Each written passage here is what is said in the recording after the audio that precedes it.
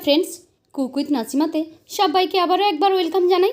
প্রতিদিনের মতো আজকেরও চলে এসেছি নতুন একটি ভিডিও নিয়ে। আজকের বানাবো দুধ ডিম ছাড়াই এরকম একটা সফট পাউরুটি। স্টেপ বাই স্টেপ ফলো করে কিভাবে আপনারাও এরকম একটা সফট পাউরুটি বানিয়ে নিতে পারবেন বাড়িতেই, সেই রেসিপি শেয়ার করব। তাহলে চলুন রেসিপিটি দেখে নেওয়া যাক। প্রথমেই আমি এখানে একটি মিক্সিং বোলের মধ্যে নিয়ে নিচ্ছি হাফ কাপ উষ্ণ গরম জল। তার মধ্যে দিয়ে দিলাম আমি 1 চামচ ড্রাই ইস্ট, দিয়ে দিচ্ছি 2 টেবিল চামচ গুঁড়ো দুধ। এটা সম্পূর্ণ অপশনাল, এটা দিলে টেস্টটা অনেক ভালো আসবে। যদি আপনার কাছে না থাকে তাহলে আপনি নাও দিতে পারেন। আমি এখানে কোনো লিকুইড দুধ ইউজ করব না, জাস্ট গুঁড়ো দুধ 2 চামচ দিয়ে দিলাম। এবার সমস্ত উপকরণকে একসঙ্গে ভালোভাবে মিলিয়ে নিয়েছি। দিয়ে দিচ্ছি 3 চামচ চিনি। চিনিটা একটু কম বেশি আপনারা করে নিতে পারেন। এখন দিয়ে দিচ্ছি এর মধ্যে আমি 1 কাপ ময়দা। আমি যেমন মেজারমেন্ট বলে যাচ্ছি, প্রত্যেকটা মাপ যদি ঠিক রাখেন তাহলে দেখবেন এরকমই একটা সফট রুটি কিন্তু আপনারা বানিয়ে নিতে পারবেন বাড়িতেই। এখন ময়দাটা খুব ভালোভাবে মেখে নিচ্ছি। তার মধ্যে দিয়ে দিলাম আমি 2 চামচ সাদা তেল। তেলটা দেওয়ার পর ময়দাটাকে আবারও খুব ভালোভাবে এখানে মিক্স করে নিলাম। মনে রাখতে হবে এখানে কিন্তু ময়দায় নিতে হবে, যদি আপনি আটা নেন অতটা কিন্তু ভালো হবে না। দেখুন ময়দাটাকে আমি মেখে নিয়েছি, একটু পাতলা মতোই হবে। এখানে অল্প একটু আমি লবণ ইউজ করলাম, চাইলে আপনারা দিতে পারেন, না চাইলে অ্যাভয়েডও করতে পারেন। এখন ময়দাটাকে ঢেকে রেখে দেবো প্রায় আধ ঘন্টা মতো। এখন দেখুন ফিরে এলাম আধ ঘন্টা পরে, ময়দাটা কিন্তু অনেকটাই ফুলে গেছে। আমি যেহেতু গরম জল দিয়েছি তাই তাড়াতাড়ি এটা ফুলে গেছে।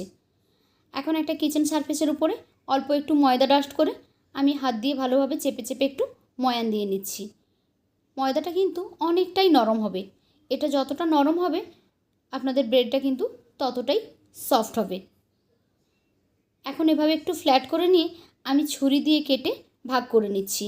যতগুলো আমি রুটি বানাতে চাইছি ততগুলো এখানে ভাগ করে নিচ্ছি। আমি এখানে 6টা ভাগে ভাগ করে নিচ্ছি। একটা ভাগ এভাবে কেটে নিয়ে আমি হাত দিয়ে আস্তে আস্তে করে ঘুরিয়ে একটা বলের আকার দিয়ে নেব। আমি কিভাবে করলাম নিশ্চয়ই আপনারা দেখতে পেলেন। এখন একটা প্লেটের উপরে এগুলোকে আমি তুলে নিচ্ছি। সবগুলো ময়দার গোলাকে আমি এভাবে তুলে দিচ্ছি। তুলে দেওয়ার পরে এটাকে আমি রেস্টে রেখে দেব প্রায় 10 থেকে 15 মিনিট মতো। ফিরে আসছি 10-15 মিনিট পরে। দেখুন এগুলো কিন্তু ফুলে অনেকটা বেড়ে গেছে। এর ওপরে আপনারা চাইলে শুধু ডিমের কুসুম একটু ব্রাশ করে দিতে পারেন। আমি এখানে দুধ আর ডিমের কুসুম একটু ব্রাশ করে দিচ্ছি, জাস্ট সুন্দর একটা কালার আসার জন্য। এটা কিন্তু সম্পূর্ণ অপশনাল, আপনি দিতে পারেন নাও পারেন। ওপর থেকে অল্প একটু সাদা তিল ছড়িয়ে দিলাম। এখন এটাকে আমি বেক করে নেব। আমি এটাকে গ্যাসের ওভেনেই বেক করব, তাই আমি একটি কড়াই বসিয়ে দিয়েছিলাম প্রিহিট করার জন্য। কড়াইটা 5 মিনিট মতো গরম করে নিয়েছি। এবারে যে প্লেটটা আমরা রেডি করলাম ওই প্লেটটাকে আস্তে করে এভাবে বসিয়ে দিতে হবে। খুব সাবধানে বসাতে হবে, না হলে হাতটা পুড়ে যেতে পারে। এখন আমি এটাকে ঢেকে রেখে দেবো প্রায় 35 থেকে 40 মিনিট মতো। ফিরে এলাম প্রায় 35 মিনিট মতো পরে। দেখুন ব্রেডগুলো কিন্তু একদম রেডি হয়ে গেছে আর খুব সুন্দর একটা কালারও এসেছে।